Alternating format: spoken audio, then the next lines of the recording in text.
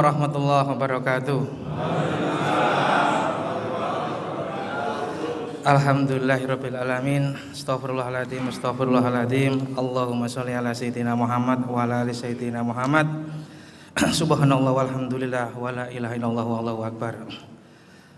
Alhamdulillahirabbil alamin.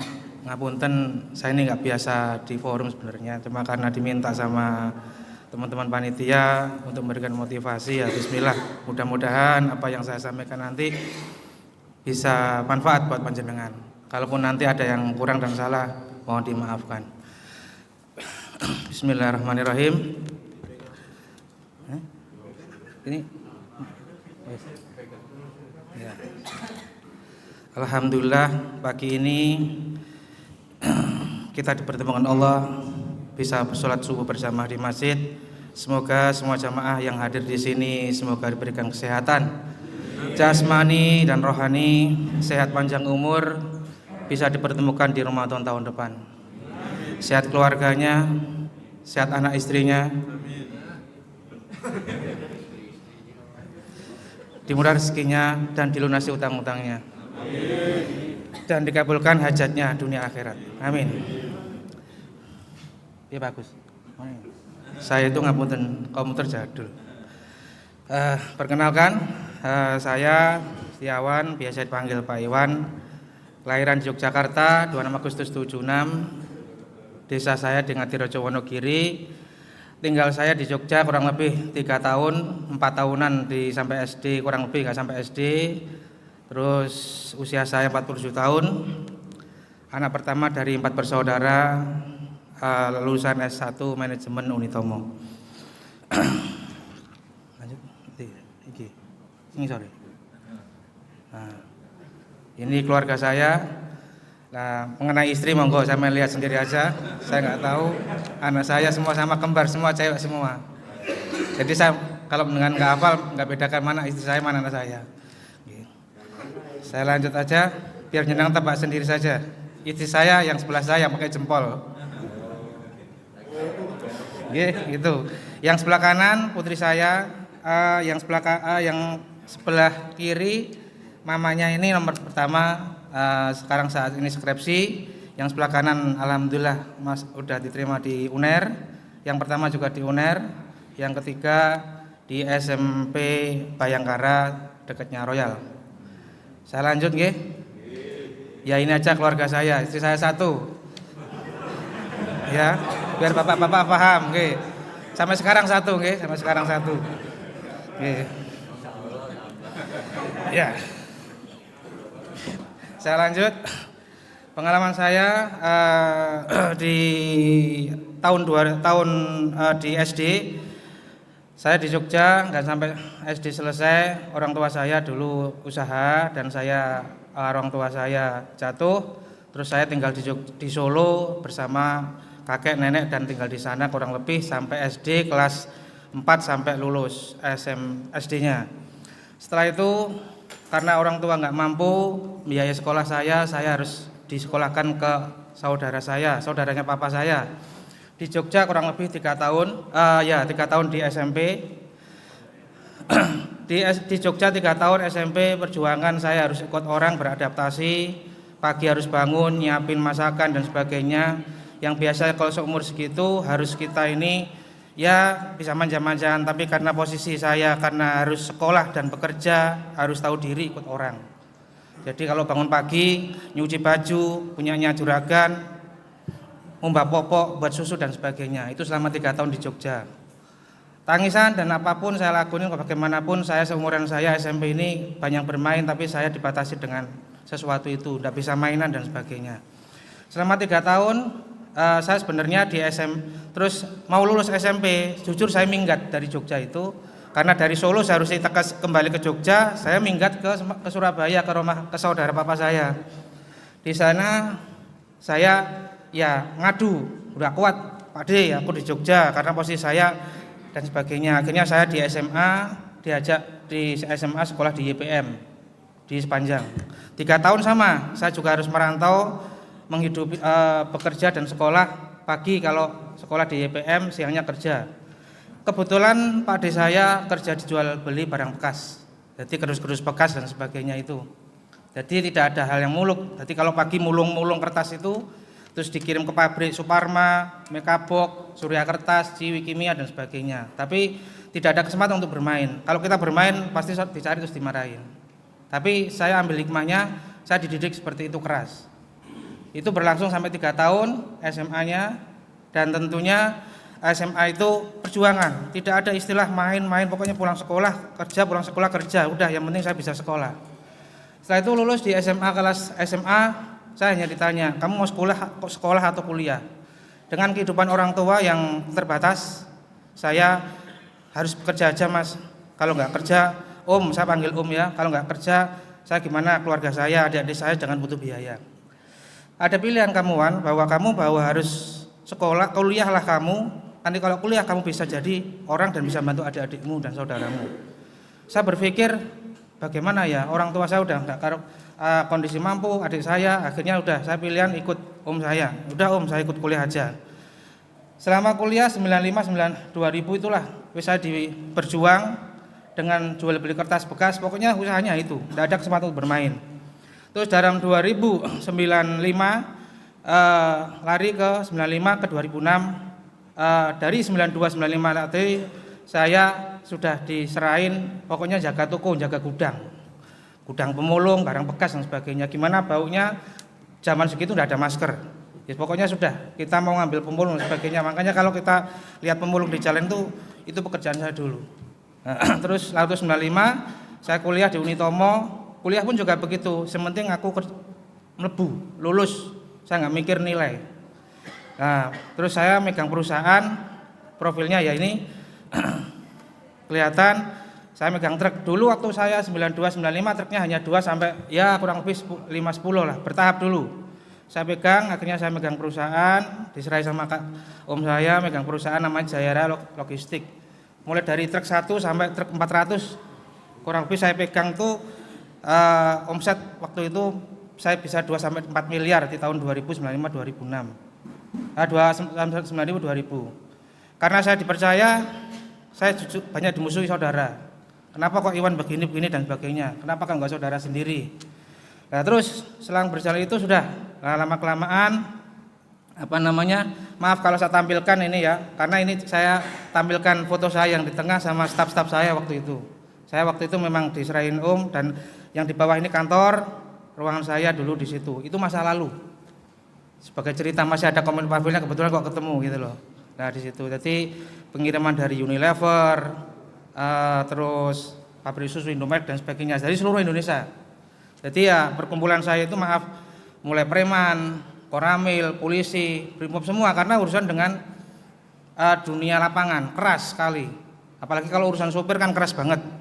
Ya kalau kita ngalah, kita lambat pasti kita akan Nah dari itu sampai ke bawah sekarang, memang saya keras orangnya. Di rumah tangga pun keras. Ya tapi ya guyon. Nah, nggih jadi 2005 2006 terus berlanjut di situ. Tapi setelah itu saya berpikir bahwa apakah saya harus seperti ini terus?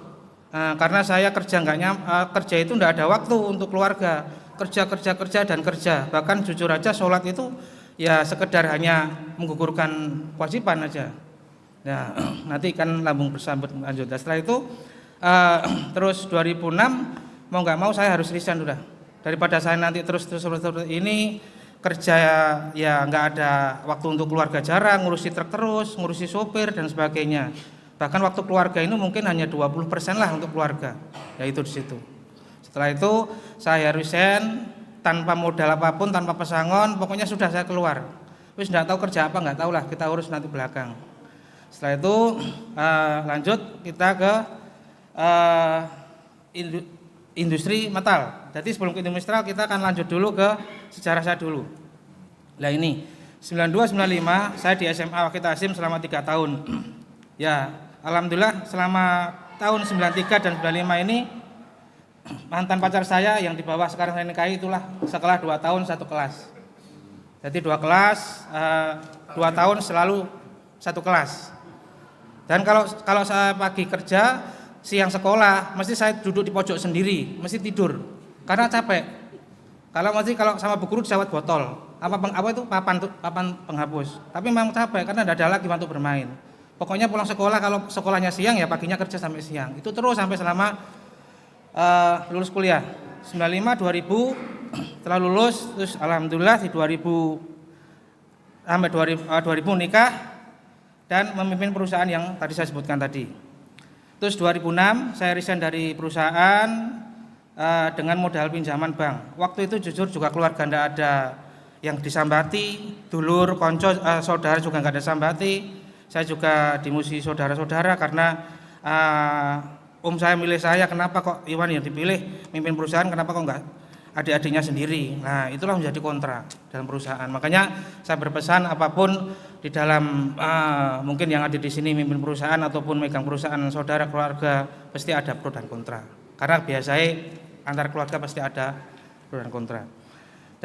Dan 2006 itu ke 2007 saya pinjam bank untuk modal usaha seperti yang bidang saya, mulai ekspedisi sama pemulung. Mental saya sebagai direktur, dulu pernah dari direktur terus mulung nyupir truk elek, wis kuat-kuatan saudara. Karena tidak ada lagi. Saya harus berjuang selama 2 tahun. Selama 2 tahun 2006 ke 2007 terus-terusan akhirnya modal habis karena pinjam lagi di bank 2008 lagi untuk merintis. Kita mencoba usaha kelontong. Saya kelontong, terus istri saya saya ngurusi ekspedisi tadi. Ekspedisi sama itu di nol lagi 2008 pas krisisnya, nggak salah waktu itu saya ingat jatuh total. Jadi habis sudah, harapan saya bingung. Rumah mau disita, tidak ada aset sama sekali. Hanya sisa sepeda motor sama BPKB Superfit yang saat ini tak berikan ke marbot masjid. Saya masih ingat itu. Terus setelah itu tidak ada harapan lagi. Saya harus kemana ya Allah? Rumah mau disita. Dan saat itu di saat titik jatuh krisis itu istri saya hamilnya Tiara yang ketiga. Saya ini bingung. Di saat hamil, kalau saya bekerja ikut orang lagi, apa saya bisa seperti gaji yang dahulu? Kalau di saat kita ini mau mencari pekerjaan, apa semudah itu? Jujur di saat titik nol, teman-teman menjauhi. Tidak ada satupun telepon yang berdering, biasanya berdering dan sebagainya. Teman, saudara, semua menjauh. Padahal dulu di saat kita sukses, teman saudara seperti kita ini gula. Mungkin bisa dibayangin gula nih anak gak perlu diceluk, semutnya pada toko semua. Di saat gulanya habis, itulah mereka akan berdatangan. Tapi ada hikmahnya. Bertemanlah sewajarnya, tapi jangan terlalu membanggakan teman. Nah ini saya ambil hikmah dari situ. Karena kalau sebaik-baiknya apapun kita berteman ke teman sewajarnya. Loman ya loman, tapi jangan teman-teman. Nanti takutnya sampean di saat titik jatuh teman ini akan meninggalkan. Bukan siapa yang akan bersupport adalah istri. Makanya ngapunten sekali lagi, kalau istrinya yang mensupport dari awal, jangan disakiti, jangan dizolimi. Nah, mau istrinya 2-3 dalam berjuang, jangan disia-siakan. Enggak, jangan ketawa, ini masalahnya naluri. Enggak, gitu. Karena memang perjuangan saya dengan istri saya satu aja. Iya toh. Kalau jenengan mungkin berjuang berdua dengan istri, ya jangan disia-siakan 2 istri itu ataupun 3, enggak tahu. Yang penting berjuang itu harus diingat perjuangan itu di saat itu. Jujur waktu itu saya tidak ada harapan lagi. Saya sholatnya enggak mikir sholat, Pak. Sholat saya jujur jarang. Sholatnya jarang dan sebagainya. Terus rumah mau disita di deadline bank. Dan adik saya itu yang saya bantu, saya kreditkan mobil, digadekno mobil itu. Dan saya harus urusan dengan polisi. Ya Allah, masalah ini seperti enggak selesai-selesai. Utang tetangga pun minta BPKB jaminan. Astagfirullahaladzim. Kita ini kayak bingung. Gitu loh. Itu tak lalui selama 2 tahun di Citra Harmoni itu. Waktu di titik nol. Sama memulung, Pak. Jujur di Citra Harmoni selama 2 tahun saya mulung. Dari ketemu pembantu, bukan ketemu bapak-bapak semua yang tuan rumah, ibu-ibu, botol bekas, koran bekas, sudah selama itu. Jadi pickupnya itu saya naikin timbangan, saya keliling dari Citra Harmoni, nggak ada dulu, nggak ada sampai blok E, blok itu aja yang mentok. Mental kuat, harus kuat, bagaimanapun saya harus hidupi anak saya dan istri saya. Wis semangat, harus semangat. Dan di titik nol itulah saya hanya bersandar sama Allah. Sebelum ke Allah, saya udah berpikir jujur aja, hanya 2 pilihan. Kalau saya minggat, anak bojoku saya di mana? Karena sudah beban saya numpuk. Utang saya sak gunung, rumah mau disita, nggak ada apa-apa, saudara nggak ada yang disambatin dan sebagainya. Dan pilihan yang kedua, kalau saya mau bunuh diri, cara apa? Itu aja, jujur aja pilihan saya. Loh jujur, ini jujur pikiran setan. Kalau saya, karena saya jujur iman waktu itu kurang. Kalau saya mau minggat, aku minggat nanti.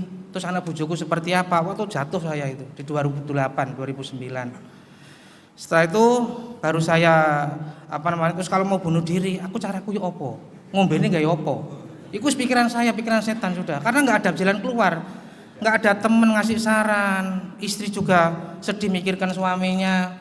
Di saat istri hamil, bagaimana Pak? Bapak bayangin sudah jatuh, istrinya hamil, anak yang ketiga, kehidupan sudah titik nol. Apa yang mau disambatin?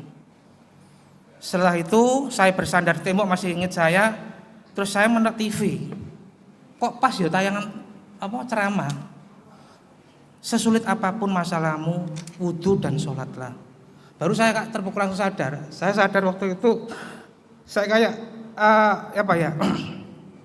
yang selama ini Allah kita itu kerikan, dibelakangkan. Ternyata Allah itu banting saya, baru saya sadar. Ya Allah, saya ternyata selama ini kurang mendahulukan Allah. Saya hanya berpikir uang karir dan sholat itu hanya sebagai kewajiban. Itu dulu. Nah, setelah saya baru sadar, terus saya coba ambil air wudhu, kok tenang sih hati saya dulu. Tenang, setelah itu berjalan, saya ke masjid. Masjidnya waktu kan masih kecil. Saya ingat, pelan-pelan saya tata hati saya kok tenang. Lah berlanjut terus. Saya jaga hati saya, mau sholat apapun saya lakuin pelan-pelan. Tapi belum sampai utang itu kan belum lunas Pak. Ya, setelah itu ininya kembali ke Allah dulu. Sesulit apapun masalah panjenengan, kembali ke Allah. Sama nggak usah berpikir dari manapun uang itu, jalani dulu, sandar ke Allah. Kalau kita berpikir, oh uang ini akan ini, berarti yang menyelesaikan adalah uang. Padahal yang menyelesaikan Allah di situ. Di titik nol Pak. Ingat ya, makanya orang-orang kadang-kadang yang sering bunuh diri dan apapun itu hanya dua itu. Kalau nggak bunuh diri minggat. Apalagi yang mungkin tertekan utang dan sebagainya itu.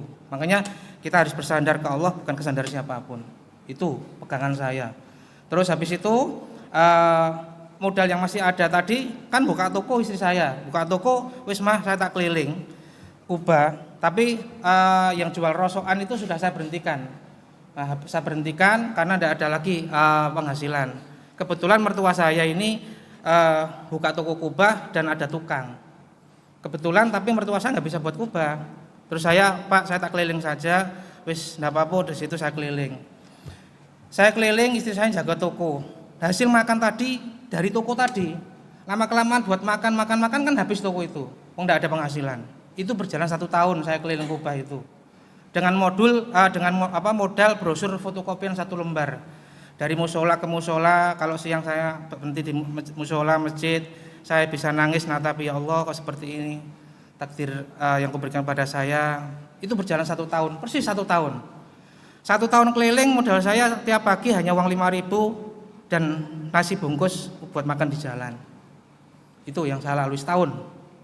Tapi sebelumnya ya 5.000 itu bensin waktu itu kan 4.000 buat 3.000. Antara uang 5.000 buat beli bensin terus sama mbak nasi bungkus. Terus saya bilang sama istri, "Mah, buat sedekah nasi bungkus dah. Pak, jangan sedekah Pak, buat makan kita aja kurang." Itu duduk. Jadi kalau pun udah mama ikut aja. Jadi nasi bungkus sama mie sama telur. Wes, enggak usah telur, pokoknya tempe tahu dah. Saya bawa 2, saya cari pemulung ataupun pokoknya sing enggak mampu, saya cari. Jadi tugas kita itu cari, bukan kita nunggu orang yang susah kalau datang ke kita. Kita cari. Terus berlangsung itu terus. Lama-kelamaan saya keliling, istri saya jaga toko, hasil dapat berapa udah kita makan. Pokoknya makannya dari toko, lama-kelamaan itu udah toko habis. Berlangsung 1 tahun, saya keliling dari masjid ke masjid, musola, saya bisa nangis, makan di bawah pohon. Saya sebenarnya tapi dulu saya seorang dulu punya jabatan, sekarang kayak tidak ada teman sama sekali, meninggalkan saya semuanya.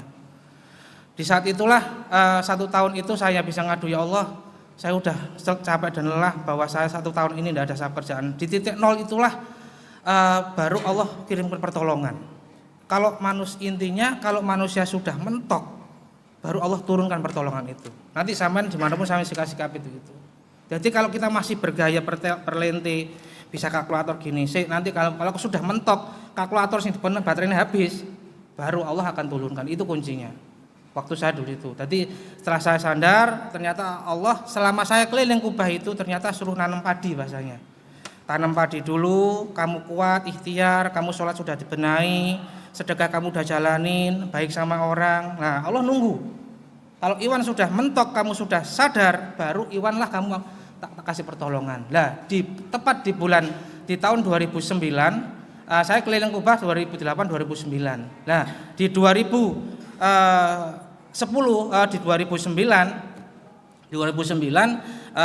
bulan 5 saya dapat telepon dari panitia bahwa mau buat kubah. Kan seneng Pak, namanya setahun nggak dapat kerjaan kubah. Jangankan kubah sing ornamen warna Pak, kubah stainless 1 biji pun setahun nggak ada. Jadi saya keliling makan nasi bungkus lalu itu aja sudah. Sama nangis kalau makan di bawah pohon, sama di masjid saya bisa nangis menyesali apa yang dulu saya lakukan sama Allah. Jarang dekat sama Allah. Sholat itu mungkin asar ya jam 2:30 mau adzan baru. Pokoknya intinya uang, karir dan karier itu dulu.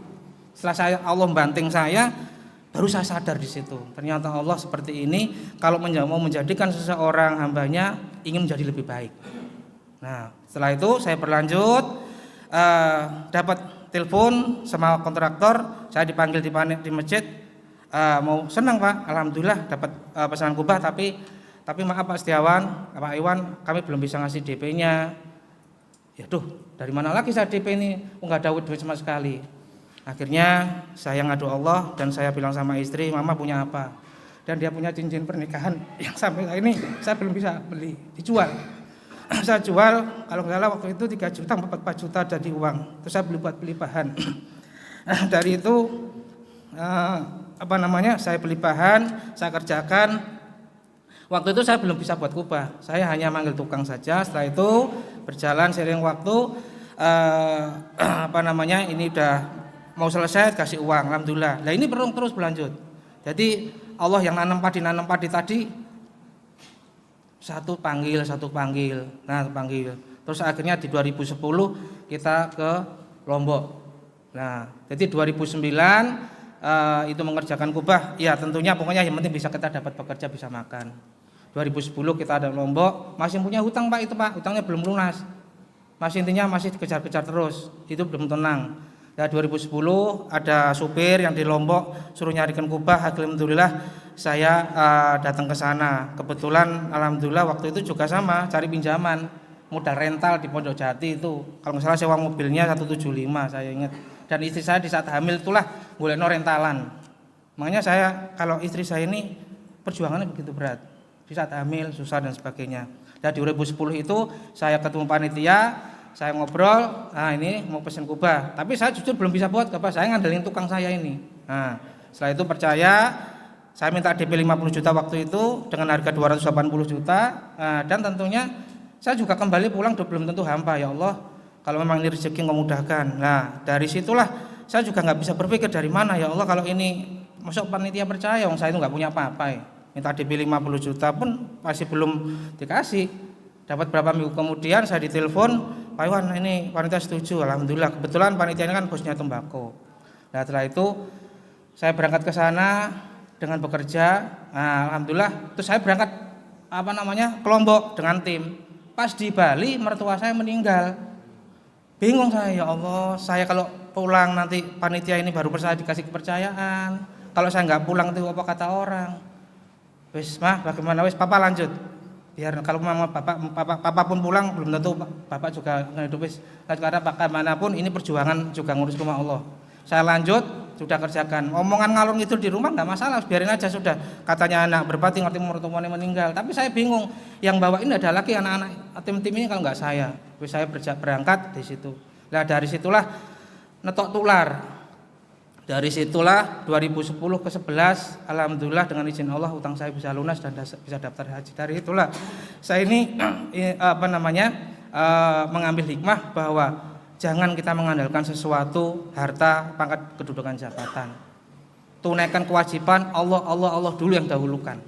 Nanti kalau sudah dengan dibanting seperti saya, kalau saya melihat gini, orang yang perlente gaya, alah ngene tok paling kon gonta dibanting rasane. Ya, itu perjalanan. Jadi perjuangan itulah sampai di Lombok. Dan ini perjalanan workshop saya 2011-2012 saya sewa di Lombok, tepatnya di sebelah kiri saya ini. Saya hanya keliling dari Lombok ke Lombok, keliling sepeda motoran selama 2 tahun. Nah 2013 termasuk saya bisa nyewa. Jadi 2 tahun itu saya tidur di masjid, Pak. Kalau mau pulang, Pak Haji, saya tidur di masjid dulu ya, baru bisa pulang. Ya nggak apa-apa, padahal kubah udah selesai. Tapi mau nggak mau, alhamdulillah dengan pertolongan Allah, saya diizinkan Matia bisa tidur, terus besok bisa pulang. Setiap itu selama 2 tahun. Jadi teman-teman tukang ini walaupun selesai tetap tidur di masjid, nunggu tiket kapal. Waktu itu kan belum ada pesawat, bukan, masih jarang. Terus 2013 saya bisa sewa, ya ini bengkelnya saya yang kecil di situ. Nah, selama sewa 5 tahun alhamdulillah, belum sampai 5 tahun saya suruh beli. Saya bilang, ya Allah dari mana saya buat beli, saya aja masih kayak gini. Ya alhamdulillah 2015 saya bisa beli tempat, dan 2017 tepatnya saya renovasi sampai sekarang. Nah itu posisi kantor saya, ada workshop dan di sebelahnya ada musola. Jadi intinya gimana sisa umur kita ini bisa manfaat buat orang lain. Nah itu, jangan sampai kita ini nyusahin orang, kalau tidak bisa kita bisa buat bahagia. Kita jangan pokoknya apapun lah, jangan menyusahin orang, apalagi jangan nyusahin keluarga. Oke. Nah perjalanan ini yang di workshop di Trosobo. Saya sewa sebelah kiri, jalan itu di depannya ojek-ojekan, ojek Kemendung itu. Nah itu di depannya. Saya sewa waktu itu tanah. Waktu bengkelnya kecil, Pak, ada tiangnya yang di tengah-tengah itu, yang sebelah kiri yang lurusnya ada rumahnya, itu tanah kosong saya bangun. Saya sewa dengan modal kecil, ya sudah apa adanya sudah. Istri saya yang jaga di rumah, saya keliling. Terus kali itu terus dapat sewa lagi, sungainya tak cor, tak buat tempat-tempat kubah. Itu selama 5 tahun ada di situ. Terus pindah lagi, sewa 5 tahun habis, sewa lagi 5 tahun. Ternyata baru 1 tahun sama Allah dikasih tempat yang di Sidodadi Indah itu. Awalnya juga Sidodadi itu nyewa juga, itu awalnya. Ya, terus sekarang saya renovasi, saya beli di situ, ngadepin Allah di situ. Jadi semua itu libatkan Allah, jangan mengandalkan uang yang kita punya. Itu prinsipnya. Karena bagaimanapun kita ini semua campur tangannya Allah Subhanahu wa taala. Nah, ini kantor yang sebelah kiri yang dulu masih sewa, ya segini Pak modelnya. Kubahnya nggak banyak dulu, kecil-kecil gitu. Terus yang ini Rosobot yang sudah di. Nah, sekarang ini. Semua ini titipan Allah. Kita tidak tahu sisa umur kita, apakah Ramadan tahun depan apakah kita bisa bertemu. Semoga kita selalu sehat nggih. Panjang umur, dan semoga panjenengan semua baik itu mau jadi karyawan, usaha, pengusaha apapun, jadilah pengusaha yang bisa manfaat dan karyawan yang bisa manfaat buat orang lain. Jangan nyusahin orang lain. Kalaupun kita disakitin orang, nggak apa-apa, biar Allah yang akan mengurusnya. Kita jangan membalas dengan segala apapun sakitnya. Kalau zaman dahulu sama, kita mau hutang saja di kudukan BPKB, ada saksinya Pak. Teman kita ada, jamaah kita juga ada. Saksi hidup saya. Apalagi Bang Sofyan itu tahu saya, sejarah saya itu. Kalau jamaah ini ada, tapi saya nggak ngomong namanya. Ada.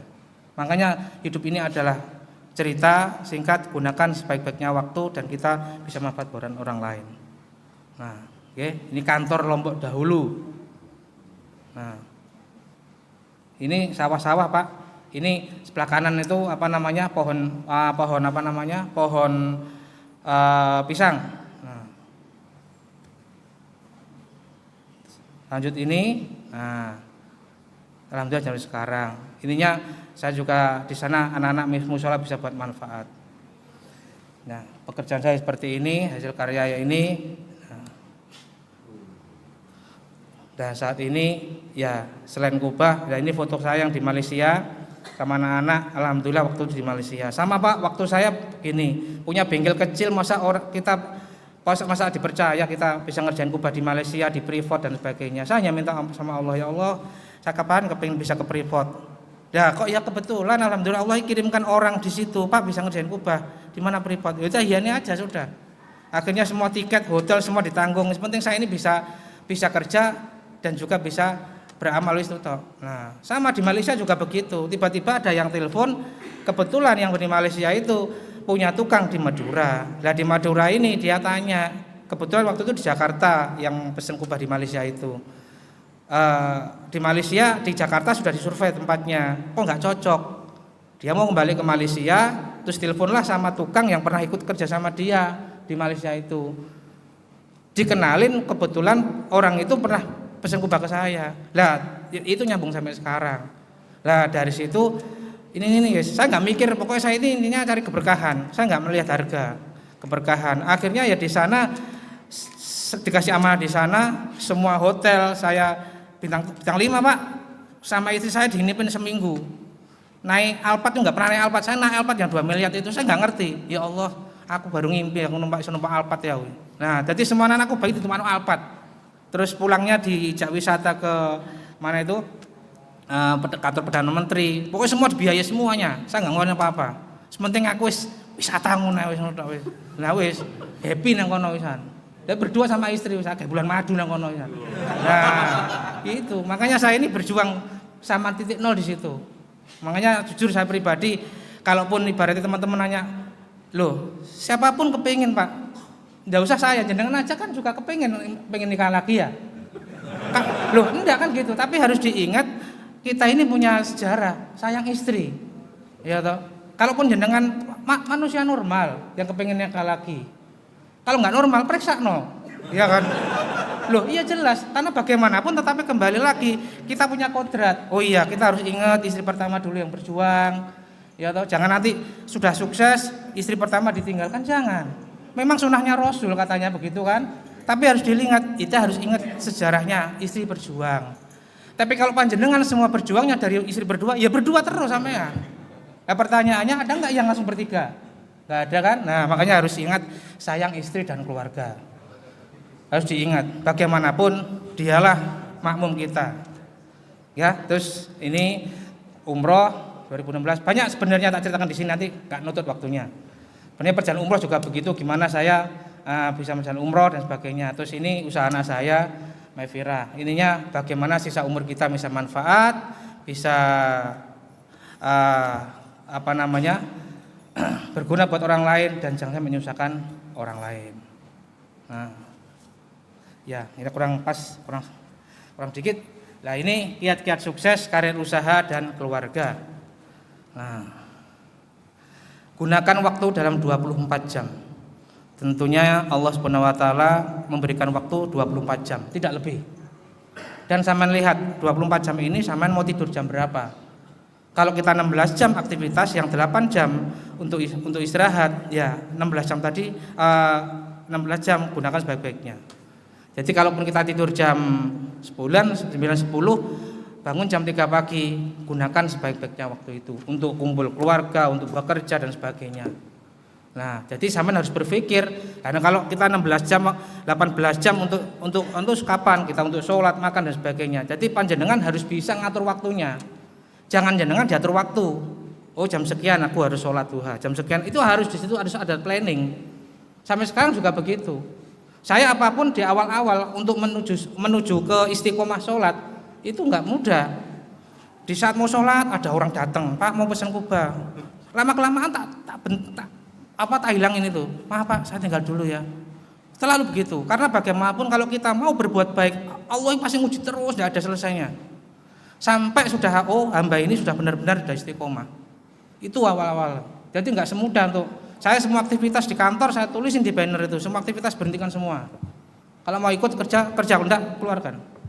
Karena bagaimanapun saya berkaca, saya nggak mau jatuh kedua kali, Pak. Kalau Allah sudah membanting, sakit, Pak. Makanya buat pengalaman panjenengan semuanya, kalau belum pernah jatuh jangan. Kalaupun sekarang menjabat mau jadi staf, marketing, manajer apapun, gunakan sebaik-baiknya. Tetapi ingat, jangan terlena dengan jabatan yang sekarang sampai sandang, karena ada masanya. Persaing kantor lebih jahat, ada yang saling menjatuhkan dan sebagainya. Harus punya planning. Oh bisa apa aku usaha di sini. Tetapi harus sanggup Pak. Biasanya saya terima fasilitas mobil, gaji sekian, THR sekian. Tiba-tiba aku usaha nggak ada apa-apanya, nggak ada dari mana. Tanyalah. Ini harus siap. Sama. Di titik nol dulu kan juga begitu. Dari mana ngasih THR? Tidak ada THR. Lah sekarang sama. Bagaimana kita bisa, kalau kita usaha sendiri, kita bisa mengatur, meminit pengeluarannya, hasilnya dan sebagainya. Nah, kalau istri satu, nah, kalau istrinya lebih, ya sampean pikir sendiri Pak. Kan begitu. Nah kalau satu hari istrinya 5 juta, nah makanya kembali lagi, jangan susahin diri sendiri. Kalau sudah satu bahagia, ya jangan 2, lebih baik 4 langsung. Sing dimaksud langsung remek. Ya Pak S ya. Gunakan waktu 24 jam secara bijak. Kedua, sholat tepat waktu secara berjamaah. Bapak bisa ngatur waktunya 24 jam ini sudah salat berkumandang, berhentikan aktivitas. Sama ini jalani itu aja nanti. Saya udah usah mikir, waduh nanti begini bagaimana dan begini dan bagaimana. Sampai aja lu nggak usah mikir, rezeki datang sendiri sama Allah. Lah sampai nggak pikir. Lah sampai pertanyaan begini, mikir nggak jenengan dapat jodoh istri sekarang kan nggak pikir kan? Nah kita nggak usah mikir yang belum ada, pikir yang sekarang aja dulu. Waduh besok bagaimana lo? Ini bagaimana? Ini kan kalau mikirnya lo nggak kejauhan, mikir yang sekarang aja jalani. Nah jadi biasakan tepat waktu, atur waktunya. Itu jangan sampai jenengan terus wae salat sing kowe gampang sih dilungkas saya kadung tangan iki. Loh, jujur saya sering tak tinggal, Pak. Maaf Pak, saya tinggal dulu. Wis mesti gitu. Tapi lama-kelamaan sekarang udah ngerti. Salat tutup udah berhenti wis. Nah, begitu nggih. Terus kerjakan salat sunah qobliyah ba'diyah, itu tip-tipnya, jangan sampai tertinggal. Nah, yang mungkin kurang salang sama, Pak. Jangan mengakhirkan salat. Nah, kalaupun di jalan ya atur dah waktunya, masa enggak bisa ngatur. Nah, kalau kita belum sholat terus mati bagaimana? Nah, bagaimana kalau kita mati, nasib anak-anak dan istri-istri kita semua? Nah, begitu nggih. Jadi kerjakan sholat malam, taubat dan hajat. Ini lakukan dengan istiqomah aja. Lakukan di situ. Terus sholat subuh berjamaah di masjid, jangan lupa bersedekah subuh. Apapun sedekah itu tidak harus banyak, tapi istiqomah lumintu. Mau 2.000 enggak apa-apa sak bisanya. Lah buat apa sedekah 1 juta tapi setahun pisan? Ya Pak sama aja. Apalagi ada pembangunan masjid. Ya, nek ono WA ayo aja didelok tok. Dikomentari. Karena bagaimanapun komentar iku ya alhamdulillah pahala. Amin, itulah pahala pisan. Wis dibuka tok, gak diwaca, mari ngono wis gak nyumbang pisan. Waduh kan bingung saya ini. Nah, gitu loh. Jadi kadang-kadang yang memposting juga kadang-kadang ngelus dodo gitu loh. Dana kurang sekian. Iya bingung juga. Semen teh, boton teh, didelok tok. Kan susah gitu loh. Ya direspon bos, kan gitu ya. Ya Pak saya kirim botol semen sak enggak apa-apa, bersyukur gitu loh. Tapi pesan saya di WA, aja diwaca WA, aja didelok tok. Apalagi nek menyangkut sumbangan. Rata-rata didelok jamaah ini gitu loh. Ya direspon. Bagaimanapun Pak, rezeki kita ini apa yang kita miliki ya ini yang kita bukan rekening di bank. Kalau di bank itu kan wis cadangan gitu loh. Yang nikmati ya itu. Nah, perbanyak zikir, istighfar. Maaf, saya kalau sholat mesti bawa tasbih. Karena bagaimanapun selain subhanallah itu sama istiqomah aja. Mau subhanallah, alhamdulillah, akbar, habis itu istighfar dan sholawat. Lakukan istighfar, sholawat sama hasbunallah wa ni'mal wakil itu aja. La ilaha illallah itu aja, enggak usah. Sama nutun aja setiap istiqomah sholat. Lakukan selama 40 hari, rasakan keajaiban itu. Nah, tapi doanya sing apik, Pak. Aja doanya sing elek, jangan doakan jelek teman dan sebagainya. Nah, terus maaf, jangan doa jaluk kawin maneh. Kalau istri pertama nggak disetujui, itu pesan saya. Nanti masalah muncul itu, maaf, gitu loh. Nah, terus membaca setelah subuh, baca surat Rahman dan Rahim. Saya tulis ini seperti kebiasaan saya lakukan. Saya nggak melihat YouTube ataupun di Google. Saya lakukan apa adanya di sini, karena saya belajar dari yang ilmu saya, yang saya pernah jatuh di situ. Saya tata satu persatu. Tapi saya lakukan ini ya secara pelan-pelan. Oh, kalau ada orang ceramah saya lihat, saya bagusin. Ya, kerjakan sholat sunnah, duha dan hajat yang setiap lakukan. Atur aja di situ, atur waktunya. Nah, kalau nurut repot Pak, tidak ada selesainya. Si repot iki, sing dilungkas saya. Nah, tapi kalau handphone nggak pernah lepas dari tangan. Oke, nanti bisa difoto, boleh silakan, nanti bisa monggo.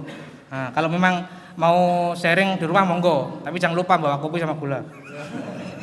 Enggak, ketawa saja. Sharing Pak, semoga bisa bermanfaat ke depannya ya. Nah, ini kiat sukses dan keluarga. Tentunya kejujuran, Pak. Kejujuran itu adalah pangkal utama dalam segala apapun. Sampai mau bekerja, mau rumah tangga, itu modal. Tapi kalau sekali bicara nggak jujur, nanti kedua dan ketiganya akan bingung. Aku ingin jawab apa ya? Nah jangan-jangan ini, nah itu jujur modalnya. Jujur pada karyawan, jujur kepada semua apapun, termasuk jujur sama istri. Jujur. Nah, terus murah senyum. Ya, selanjutnya murah senyum. Mbek wong sing sumeh, nyopoan. Nah, ojo ndrundur ae. Nah, ya dadi sing sumeh, ya kan? Nah, di situ ringan tangan untuk berbagi. Sekecil apapun gampangan mbek orang. Nah, di situ. Wis Mas yo ibaratnya banyu putih tok, ndak apa-apa, sementing gampangan. Apalagi balesi WA iku gampangan yang termasuk. Tapi kalau didelok tok apa maneh, monggo bapak-bapak dana kurang sekian. Masuk 100.000 juga apa-apa nek memang gak ditulis ya wis dikene amplop, ndak masalah. Tapi jadi barokah kan gitu. Lah wis di WA tok mari ngono terus kapan kaya kanca-kanca, tapi gak mudun blas kan susah gini-gini. Nggih, terus selanjutnya jangan menyakiti, menyusahkan orang lain. Kalau kita sampai saat ini belum bisa membagian orang lain, jangan nyusahin.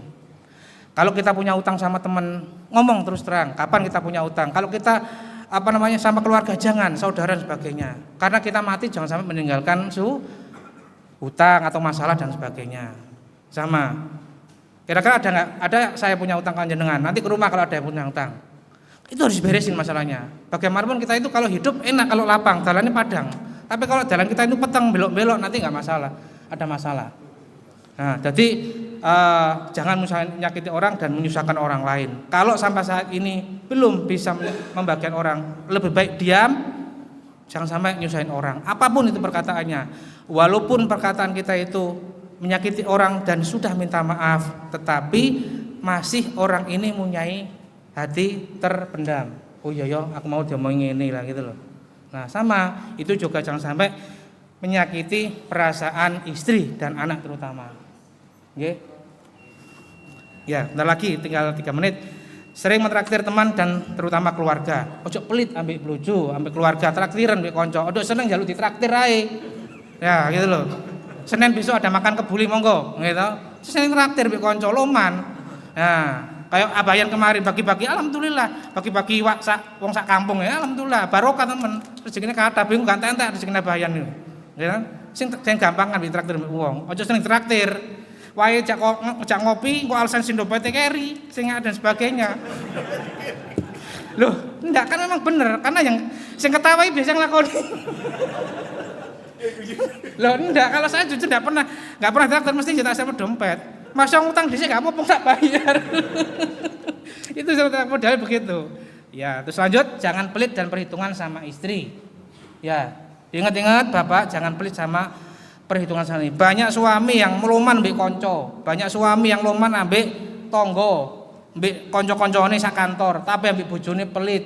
Njaluk opo diperhitungno dan sebagainya. Duit kabeh iku sak gajine kena bojo, aja disimpen dhewe kok aja dicrit-crit. Paruh-paruh jangan. Saya tuh semua rekening istri tak pegangi semua wis cukupen. Apa bukan jupuk apa kelolaan. Penting ngatur perusahaan saya gitu loh. Tapi yang pegang kendali adalah tinggal bendara lah. Bahasanya bendara istri itu. Nah, begitu. Semua nama aset istri saya semua, Pak. Enggak ada nama saya paling sepeda motor. Kalaupun saya jahat curang, aku sok kalungan sarung metu iku. Nah, panjenengan harus yang ngono kudu sing loman sampai bojo, aja pelit. Ngono lho, aja perhitungan ngene perhitungno, njaluk lambi aja larang-larang ta. Lah padahal mbek koncone gampangan. Nah, ngopi sampai jam-jaman tak opi roe dibayar, tapi bojo njaluk mangane dungkit-ungkit. Nah, ada enggak di sini? Nah, mudah-mudahan enggak ada nggih. Kabeh. Sing loman mbek bojo, mbek keluarga. Nah, lanjut paksakan hati untuk bersedekah. Dipaksa wong sedekah iku. Aja nek gak dipaksa ndak bisa. Ana 20.000, 10.000, 50.000. Iki nek 100.000 ku tak dodol ya butuh, tapi nek 20.000 aku ya meni 2.000 aja. Blong sudah. Jangan apa yang kita miliki ini aja digandoli. Ini titipan Allah semua. Wis masuk kita nyumbang semen ambil utang sih gak apa-apa ibarat, tapi kan dibayar. Bahasanya kan gitu. Kita pun mau sedekah sih nyelang sih gak apa-apa, sementing dibayar. Janji bayari orang untuk bayari mangan nang dalan apa marang nang warung gak apa-apa, sementing dibayar. Ojo janji sama temen, kok tak bayar yo. Mari ngono terus oleh pirang minggu lali. Repot. Gitu loh. Kok guyu? Oke, lakukan dengan istiqomah selama 40 hari selanjutnya. Nah, jadi istilah lagi paksakan untuk sedekah apapun. Ya, wis jangan ojo perhitungan. Allah aja sampai sekarang nggak perhitungan. Coba kalau kita nggak bisa melihat apa dewi kupingi sisi ku apa namanya gak iso ngrungokno kan susah. Nah, maksud dikasih handsetan terus kan nggak enak. Nah, bagaimanapun mata kita, tangan kita semua itu harganya mahal banget. Kadang nggak bisa nafas saja berapa ratus juta aja itu. Ya, jadi kita harus bersyukur sama Allah, ojo hitungan ambil Gusti Allah. Nah, lakukan dengan istiqomah selama 40 hari hajat panjenengan. Rasakan dulu ketenangan itu. Selanjutnya ikhtiar dan tawakal, berserah diri sama Allah. Nah, itu yang bisa dilakukan dan bisa saya sampaikan. Semoga apa yang bisa saya sampaikan bisa manfaat buat panjenengan. Kalaupun ada yang kurang dan lebihnya, saya mohon maaf karena saya manusia biasa banyak dosa dan khilaf. Semoga hajat panjenengan dimudahkan Allah, dikabulkan Allah. Nggih. Amin. Semoga di Ramadan tahun ini dan tahun depan kita berikan sehat panjang umur dan bisa berkumpul kembali. Nggih. Mungkin udah habis belum ini? Nah, ini dahulukan Allah Subhanahu wa taala ya, dari kepentingan apapun. Allah nomor satukan, jangan yang lain. Pesan saya di situ. Dan utamakan sholat dan sedekahmu, niscaya Allah Subhanahu wa taala akan mempermudah semua urusanmu di dunia dan akhirat. Oke. Dan tidak lupa kalau tahajud sama istri berdua, satu suami berdoa, istri yang berdoa. Karena bagaimanapun hajatnya itu kan berdua suami istri. Satu mendoakan apa minta apa aja dan sebagainya, istri mendoa. Ojo ndonga dhewe. Kalau ndonga dhewe kan nggak ngerti dongane sampean tadi apa gitu loh. Nah, kan gitu loh, enggak kan begitu Pak. Misal contoh kan tahajud berdua, suami di depan, istrinya di belakang, kan mendengarkan. Nah, kalau jenengan dongo dhewe kan gak ngerti dongane apa tadi gitu loh. Sama apapun, enggak usah malu, bagaimanapun mau istrinya itu 2, 3 itu enggak masalah karena itu bukan aib. Kan ngonten, ada nikah lebih dari satu aib kan bukan kan? Sementing kemampuan. Tapi jangan sampai nanti menjadi problem. Gitu loh, karena sunnah gitu loh, sunnah tuh loh bagaimanapun. Kalau misal contoh jenengan itu nanti kepengen karir silakan, tapi memang katanya begini, Pak, semakin banyak istri, iya memang banyak istri banyak mendoakan, tetapi delok dhisik nek rukun kabeh dongane dikabulno. Lah nek dongane mau padha gak rukun kan bingung Gusti Allah yang jawabnya ya apa? Situ ndonga ngene, situ ngene, Gusti Allah bingung mesti tinggal kabeh wis. Lah di situ makanya monggo itu semua adalah pegangan panjenengan. Hidup ini adalah pilihan. Jangan nyusahin orang dan pilih yang terbaik dari hidup. Sekian mungkin yang mau nanya. Silakan. Wassalamualaikum warahmatullahi wabarakatuh. Ya monggo. Kalau mau bertanya monggo, mau ditutup monggo. Nanti ada 5 souvenir mungkin yang mau nanya monggo. Nah. Oke. Assalamualaikum. Kenali dulu. Oke, kenalin dulu yang nanya siapa? Oh, ya. Oke, monggo Pak Yudi ya pertanyaan. Oke. Suaranya agak ngemah. Oh, enggak usah Pak RT. Oke, monggo Pak RT. Ya.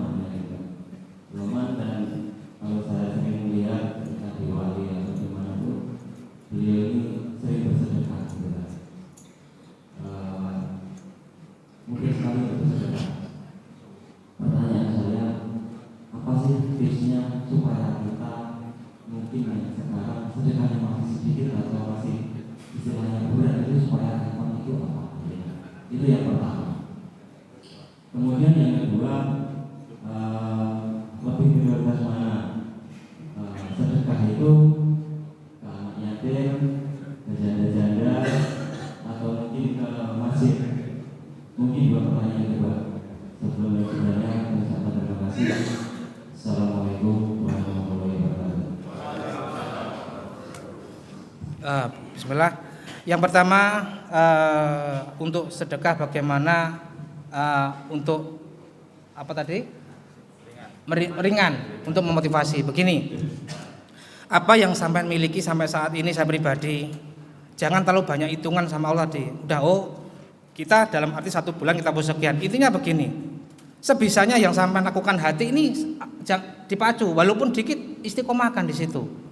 Peksokno, hati ini dipeksokno. Nek sampean hitung, kok iman Bu. Lah dan suami istri harus nyambung. Kalau suami istri nggak nyambung nggak bisa. Suaminya mau bersedekah ini, sing situ ojo ya dan sebagainya. Itu harus nyambung dua-duanya. Makanya bagaimanapun berumah tangga harus saling berdua, harus support. Bagaimanapun ini semua karena sedekah itulah pembuka semua masalah.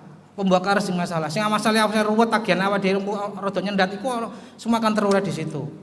Nah, lakukan dengan istiqomah, ndak usah nominal. Nominal tergantung, Allah udah tahu kemampuannya sekian ya sudah. Allah suka yang istiqomah bukan jumlahnya, gitu loh. Kalau memang mau besar jumlahnya istiqomah nggak masalah, sedikit pun nggak masalah, gitu loh. Karena saya lakukan juga istiqomah bukan kebesaran, gitu loh. Yang bikin menilai besar itu kan manusianya sendiri, tidak usah kita berkecil hati. Kalau nggak mau ditulis di situ, makanya saya jujur aja kalau di WA di grup ini kalau disebutin angkanya, saya nggak cocok ke pribadi, gitu loh. Karena pertama contoh mungkin ada nyumbang 5 juta, 10 juta, nggak cocok, nggak nyambung. Karena bagaimanapun nanti yang nyumbang 1 saya minder, gitu loh. Padahal niatnya udah bagus, akhirnya nggak situ, terpancing sudah sama Allah sama setan diganggu. Ojo wis kon 1 saya loh, ojo nyumbang lah. Sedangkan manusia ini hidupnya kan tetap digandoli setan sama manusia setan ini. Ojo menekon dibutuh, paksakan sudah bismillah. Anggap aja sedekah ini enggak usah dipikir lagi. Oh, aku enggak usah jangan sering menghitung-hitung apa yang kita sedekahkan. Paksakan hati itu. Nggih. Paksakan berdua harus kompak. Lakukan istiqomah. Pagi Pak Yudi biasain kemana Bu? Aku tunggu suka bungkus Bu. Saya keluar itu mesti beli nasi bungkus. Karena kan enggak bisa buat karena repot. Ya beli bungkus mau 5. Di mobil itu sudah banyak uang 2.000-an sudah di situ. Sudah saya pikir sudah wis mau tak sedino 500 wis tak pikir itu wisan. Nah, tapi nanti pulangnya itu ono masalah hati tagen iki cair, apa dan sebagainya. Gampang gitu loh. Anak-anak itu yang awalnya bandel juga jadi nurut. Anak-anak yang punya tujuan ini alhamdulillah di situ. Nah, sama yang barusannya anak saya diterima di UNER. Ya saya nggak ngerti, alhamdulillah diterima. Wes itu aja gampang-gampang semua. Karena sedekah itu semua pembawa rezeki. Terus yang kedua tadi, ya sedekah yang diutamakan ya. Sedekah bagaimanapun, terutama yang sedekah itu diutamakan pertama keluarga dulu. Kalau sedekah keluarga itu otomatis kan anak istri terutama. Ojo mangat tadi, jangan pelit mbak istri. Sedekah dulu ke istri. Kita sedekah ke orang lain meluman, tapi mbak istri pelit. Jangan. Saudara dulu. Istri dulu, orang tua, baru saudara kandung, nah, saudara terdekat, kanan kiri kita, baru jauh. Nah, itu dilihat dulu. Tapi kalau masjid butuh, ya nama masjid kan gitu. Oh, itu pernah tak kayak kalaupun tadi Pak Yudi bilang anak yatim dan janda dan sebagainya. Tadi modal. Yang pertama istri, terus orang tua itu yang mertua ya. Orang tua kandung. Setiap bulan sama. Saya pribadi setiap bulan udah awal bulan. Mertua kasih, ini kasih adil roto, gak oleh beda-beda no. Dan harus ramah, iki mertuaku gak usah, gak boleh. Dan jadi istri pun yang dibawa maaf, jadi istri jangan jahat-jahat juga. Iki ojo ya ini jangan, harus sama gitu loh. Makanya jujur aja, bapak-bapak ini kan kalau masih muda kan gagah-gagah nih, maaf nih gagah-gagah ini gitu. Nah sekarang udah keluarga kan potong ini, Pak. Apa pikiran bapak ini? Karena bebannya banyak. Kalau di saat muda belum banyak pusing, nah sekarang sering pusing. Karena banyak tekanan. Nah, makanya kembali lagi ibu jangan banyak tekan istri, ibu jangan tekan suami, kasihan. Unes gak kuat ngeleyang bapak. Jadi sekali lagi harus imbang. Bagaimanapun suami yang kerja, istri yang ngatur keuangan di rumah, tapi harus ikuti arahan dari komandannya tadi. Jangan istri jadi seolah-olah penguasa di rumah. Sama tanya istri saya ngatur di rumah, tapi istri ngatur keuangan, cukup di situ. Jangan suaminya ngomong bapak, istrinya wes salah, jangan begitu. Oke? Terus ampun nggih. Oh ya, monggo. Mau payung, mau sarung, monggo. Hadiahnya. Payung, Ya, hadiahnya payung, mau payung ada sarung.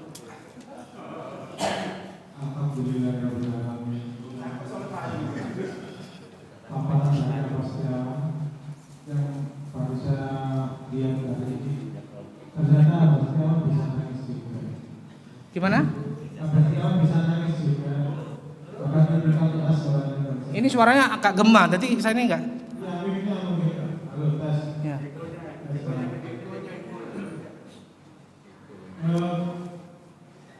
saya lihat dari pemaparan tadi ya, kesuksesan yang diraih itu kan hasil dari antara laki-laki sebagai imam yang berdoa, terus istri sebagai makmum untuk mengaminkan. Ketika terjadi masalah suatu misal di mana antara doa imam suami tidak seamin dengan istri, ya. Yang saya tanyakan, apa mungkin ini bukan masalah saya ya, saya mungkin hanya mewakili beberapa jamaah. Kalau terjadi masalah seperti itu ya, kalau antara imam dan makmum tidak seamin, itu solusinya kita ganti makmum atau nambah makmum. Itu minta tolong untuk dijawab pertanyaan. Ya, jadi gini, ini perlu dijawab. Ya, jadi begini, bagaimanapun kan semua itu kita laki-laki sebagai imam dan makmum adalah istri. Tapi kebanyakan di rumah tangga ini istri seolah-olah penguasa. Nah, penguasa kabeh bapake wedi kabeh, mulai koyo nanti jam piro lah. Handphone endi? Istri jujur aja sering meriksa handphonenya suami. Ya, istri ya, tapi jujur istri saya nggak pernah. Jangan melampaui tugasnya malaikat. Tugasnya malaikat itu jarno. Istri ojo ngebukai handphone bojone ae. Ojo. Biarkan aja. Kok leren-leren dhewe sih. Nah, gitu loh. Jadi sebagai istri udah ikuti kata suami, lakukan yang terbaik tugasnya, ngeramut anak, bersih rumah dan sebagainya. Tapi suami juga harus menghormati tugasnya istri. Jangan kesannya istri ini sebagai ibu rumah tangga, jangan, beban berat, Pak. Isu tangi nyepakno kopi, nyepakno mangan adusnya anaknya dan sebagainya, berat loh itu. Kalau kita nyewa pembantu berapa? Khusus babysitter aja ngeramut anak sekian. Berapa duit sehari? Nah, terus kalaupun Pak Is tadi bilang untuk kalau kita berdoa nggak nyambung, bagaimanapun kita punya tanggung jawab kepada makmum tadi. Ya toh? Bukan berarti kita cari makmum lagi, bukan. Tapi bagaimanapun kita punya tanggung jawab, harus kita luruskan kalau istri kita salah. Karena bagaimanapun tanggung jawab kita itu di dunia dan di akhirat. Kalau misal contoh terus Pak Is mau nambah makmum lagi, lah pertanyaan, lah makmumnya aja belum beres, Pak. Lah gitu loh. Terus kedua, Pak S kan belum lulus SMP, masuk langsung SMA. Lulus dulu SMP, baru ke SMA. Nggih, Pak S nggih. Nggih, jadi benahi dulu ini ya dulu, ya toh. Nggih. Nggih. Oh ya maaf, enggak maksudnya saya enggak ngomong masa Pak S. Ini kan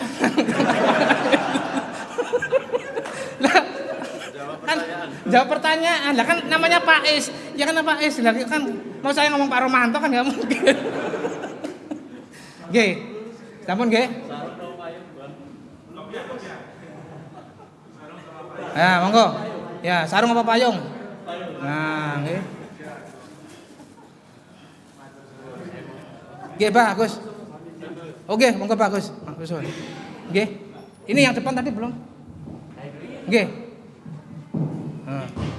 Pak Iwan tahun 95 masuk di Tomo ya. Ya. Insya Allah tahun itu saya ngajar di manajemen itu mata kuliah KJU.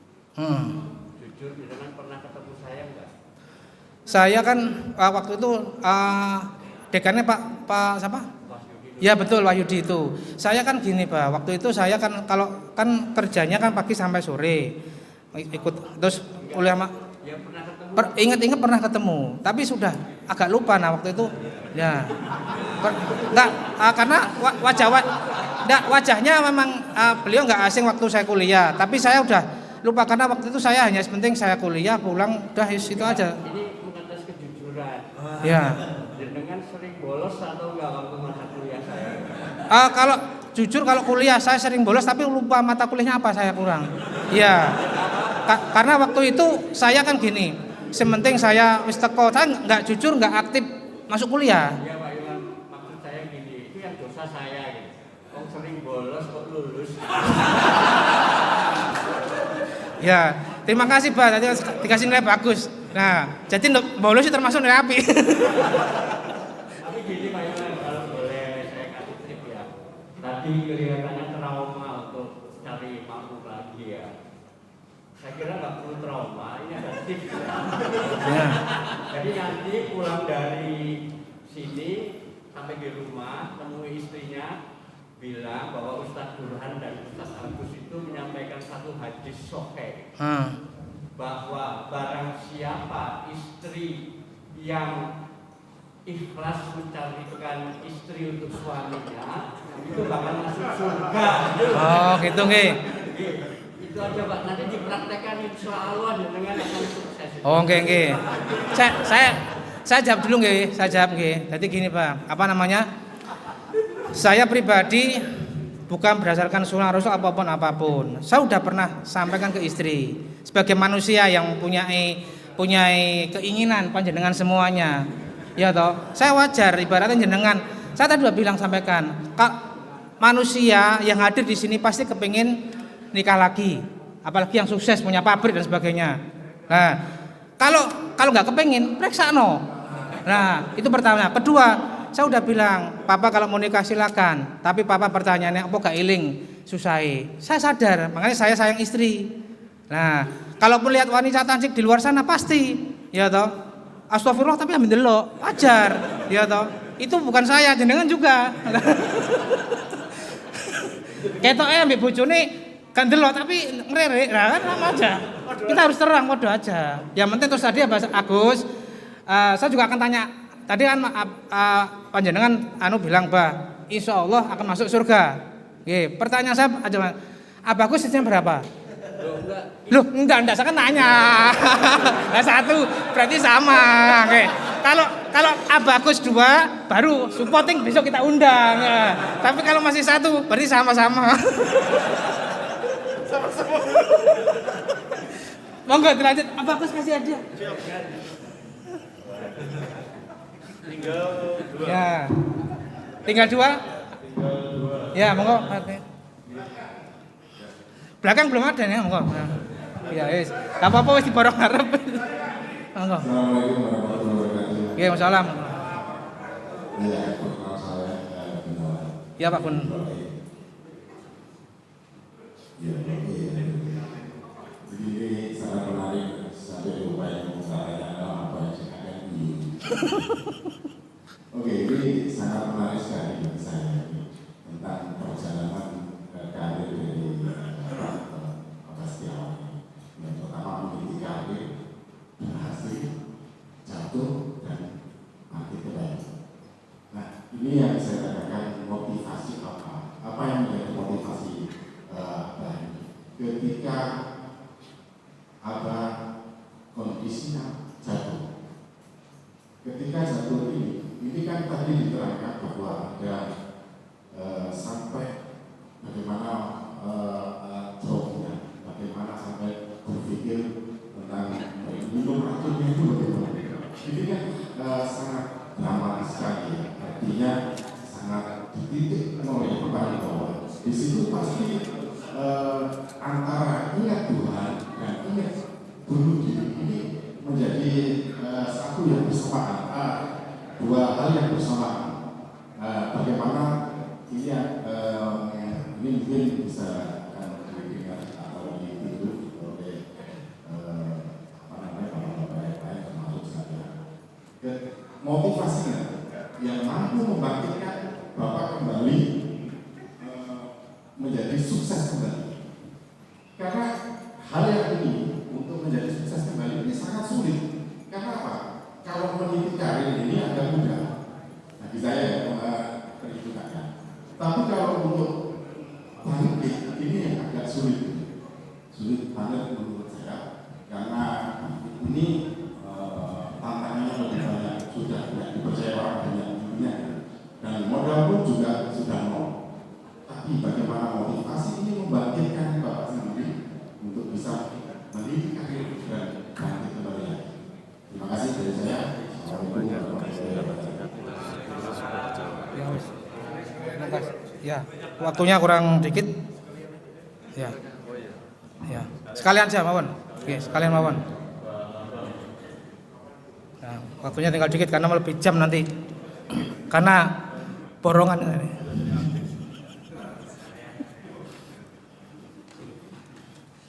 Tapi enggak apa-apa, hari libur. Assalamualaikum warahmatullahi wabarakatuh. Waalaikumsalam warahmatullahi wabarakatuh. Pak Setiawan, dari tadi saya cuma mendengar cerita istri terus. Padahal ada cerita tentang ibunda tercinta katanya. Ya. Yang baru berapa puluh tahun nah itu tolong diceritakan, kita belum tahu. Baik. Apa hikmahnya di balik itu semua? Karena kita juga mendengar dan melihat bahwa hal itu cukup menternyukan hati kita semua. Oke. Terima kasih. Wabillahi taufiq wal hidayah. Wassalamualaikum warahmatullahi wabarakatuh. Waalaikumsalam warahmatullahi wabarakatuh. Oke, terima kasih. 1 menit, Pak Iwan, underline. Saya catat ada 13 kali kata kalimat yang akhirnya itu, mohon maaf, minggu dari ini, tapi tidak dari 13 kata kalimat itu sesuai dengan Pak dosen tadi, laksanakan karena ada hadis sohih. Berani nggak antum? Terima kasih. Ya. Saya jawab 3 pertanyaan nggih dengan yang singkat dan padat.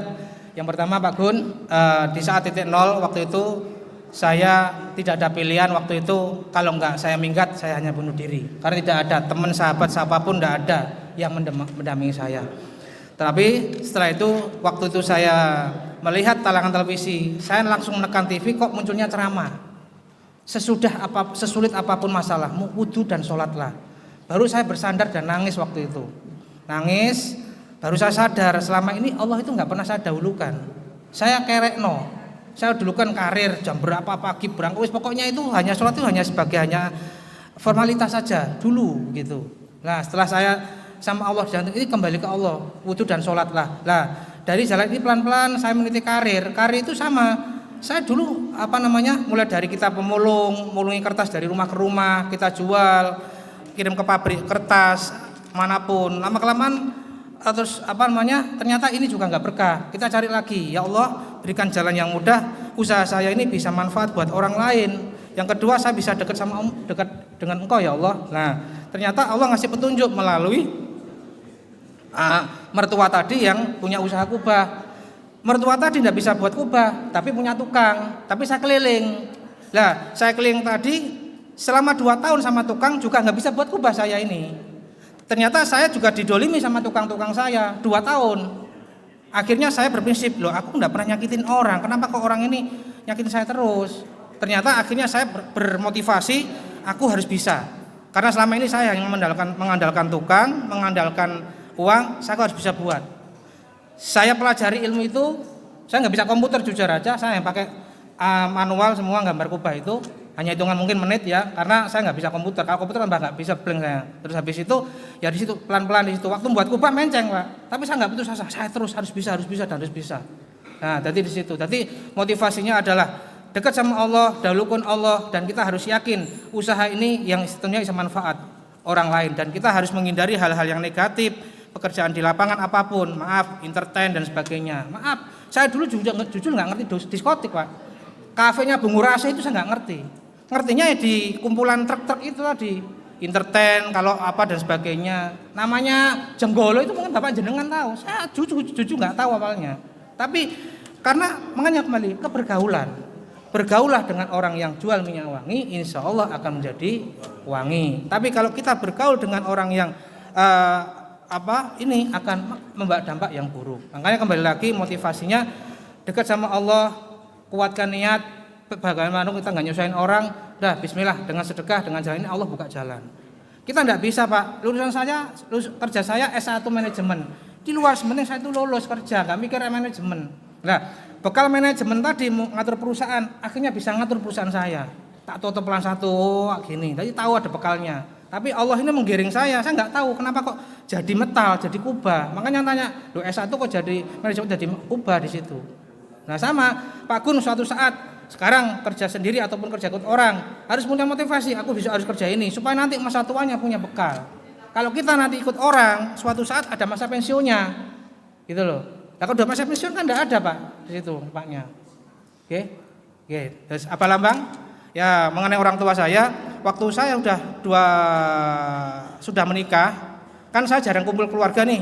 SD, SMP, SMA, SD itu juga ikut bude. Pokoknya saya jarang ikut orang tua.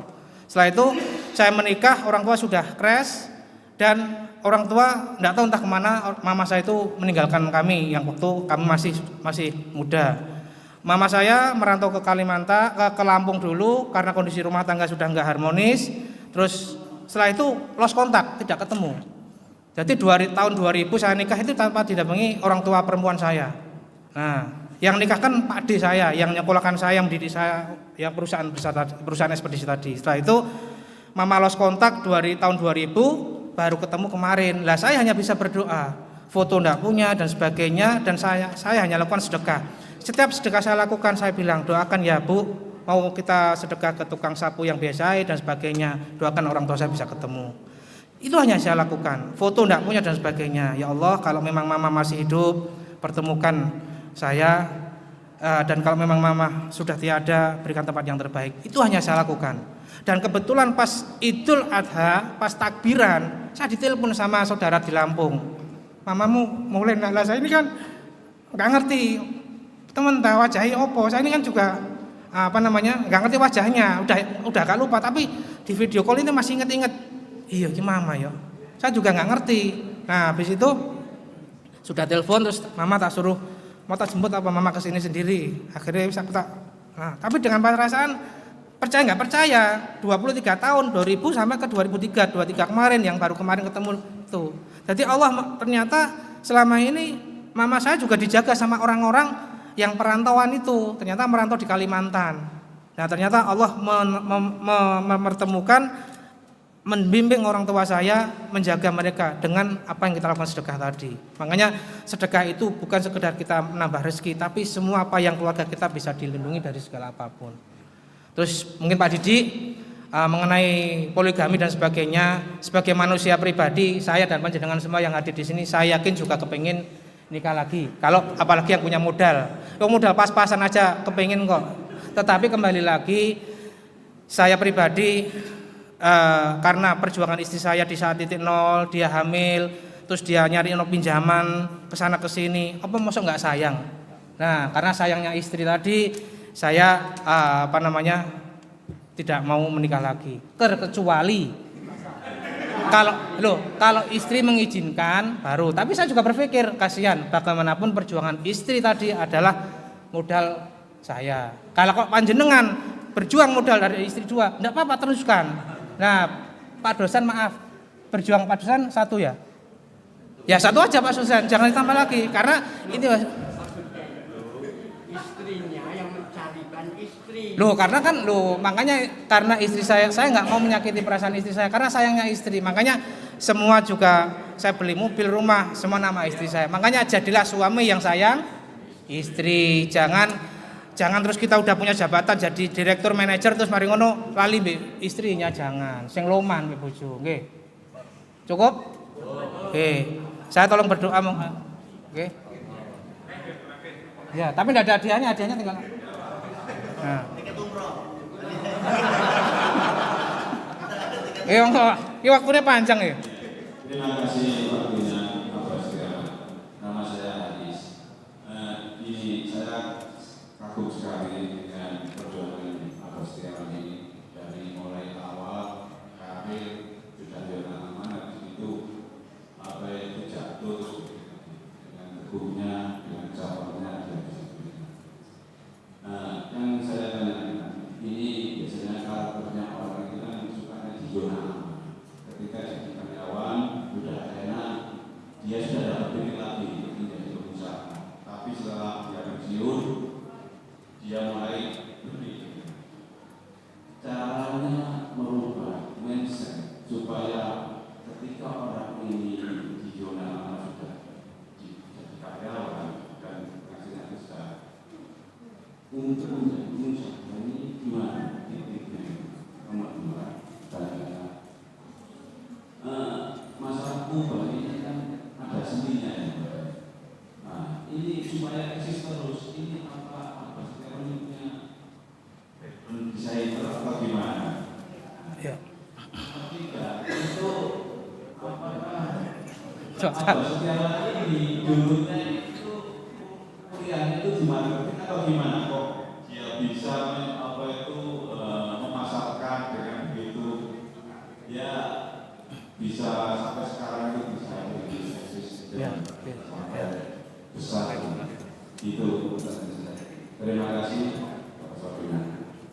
Terima kasih.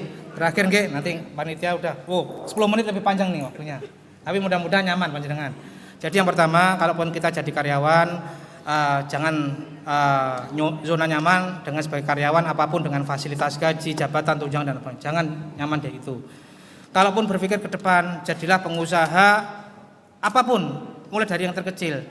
Tapi backgroundnya dilihat dulu. Kalau sampean bekerja di A, posisinya A ini bisa terapkan di lapangan. Ini. Kalau memang di lapangan ini modalnya besar dan sebagainya, membuka usaha itu tidak harus bermodal besar, tapi punya kemauan, mau jualan kita kue dan sebagainya dan apanya sebagainya. Tadi dimulai dengan keahlian dan skill, karena itu butuhkan waktu gak cukup dari 3 bulan dan sampai 3 bulan ke depan, 6 bulan.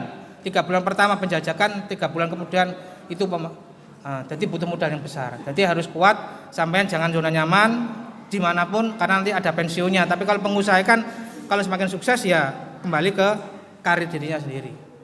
Sekali lagi jangan lakukan usaha yang sambil bisa tapi pelan-pelan. Mungkin istri dulu apa dan sebagainya. Nah, yang kedua tadi mengenai memasarkan kubah. Saya ilmu saya otodidak. Saya nggak bisa komputer, saya nggak jadul orangnya dan saya hanya otodidak pakai ini. Sekarang itu belajar karena kalau dulu saya nggak dikhianati tukang-tukang saya juga nggak. Saya zona nyaman. Zona nyaman apa? Ono tukangnya wisan kok aku karime golek duit. Lah, karena saya Allah mengambil hikmah. Kamu belajar karena dari tukang inilah kamu belajar. Kamu kalau gini terus kamu nggak bisa. Sama Allah akhirnya saya diserah untuk belajar. Tak lihat seperti ini, akhirnya belajar. Lah sama banyak mengatakan, nggak kubah kan setahun pisan Pak, umur pengen pisan. Tidak mungkin buat kubah itu terus-terusan. Yang saya lakukan di awal-awal dulu hanya sedekah aja. Ya Allah, dengan sedekah ini Kau mudahkan, Kau gerakkan hati siapapun hamba-hambamu yang kami butuhkan pertolongan. Karena dengan sedekah itu bukan kita nambah uang, tapi menggerakkan semua apa yang digerakkan. Nah, makanya tip-tip yang tadi menggerakkan semuanya. Lakukan keinginan sampean, gerakkan semua, sama Allah digerakkan. Kita tidak usah berpikir yang lain. Nah, sampai sekarang itu alhamdulillah kita tidak berpikir. Kemarin saya ke Dompu sama ke Bima sama dipanggil yang 18 meter 1 M-an itu. Terus habis itu saya nggak ngerti, tiba-tiba ditelepon, Pak ini. Nah, ya udah itu aja. Saya jalan ini hanya sedekah aja lakukan. Sedekah, sholat tepat waktu udah. Jangan terus usaha Pak, gitu loh. Tapi ya tadi jangan kita berpikir dari mana rezeki karena Allah sudah bagi. Ada lagi, Sampun? Ya. Ya, background saya dulu kan sebagai pemulung kertas, Pak. Pemulung kertas sama ekspedisi. Jadi Allah itu mentakdirkan hambanya belum tentu sekolahnya dokter jadi dokter. Ikuti aja arusnya. Ya Allah, kalau ini gelar saya dokter, jadilah dokter yang baik dan bisa bermanfaat. Kalau kon jadi S1 manajemen jadikan yang bermanfaat. Kalaupun saya ini jadi manfaat. Jadi saya itu ngikuti arus saja. Saya sampai sekarang. Nah, mulai kita dibuka Mevira dan sebagainya, umroh dan sebagainya. Jadi jangan kita mengandalkan IQ ataupun kepintaran kita, tapi andalkan Allah. Ya Allah, kalau ini baik menurut Engkau, sandarnya begitu. Kita jangan menduakan Allah. Sholat itu nomor 1, bukan nomor 2. Oke, Sampun. Baik, kita tutup. Tolong diaminkan sebentar.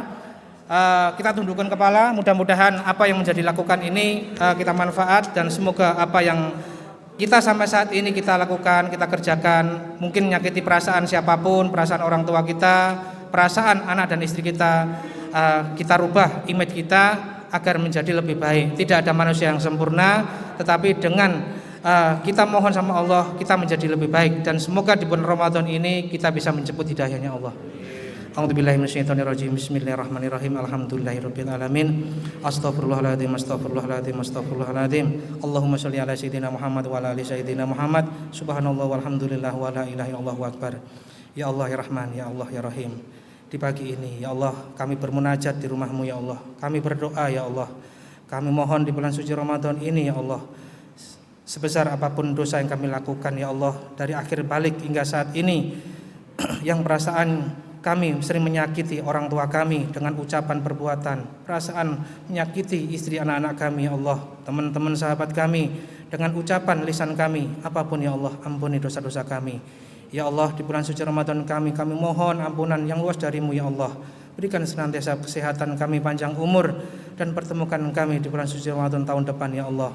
istiqomahkan ibadah kami, istiqomahkan kami dalam kebaikan, sehatkan kami jasmani dan rohani kami, lahir batin kami ya Allah, kabulkan semua doa hajat kami. Jadikan sesuatu yang sulit ya Allah mudahkan, jadikan sesuatu yang tidak mungkin Kau jadikan kenyataan. Lancarkan pekerjaan kami, lancarkan usaha kami. Balaslah kebaikan teman sahabat kami yang berbuat baik kepada kami, dan balaslah kebaikan siapapun teman-teman kami yang jahat kepada kami dengan 1000 kebaikan ya Allah.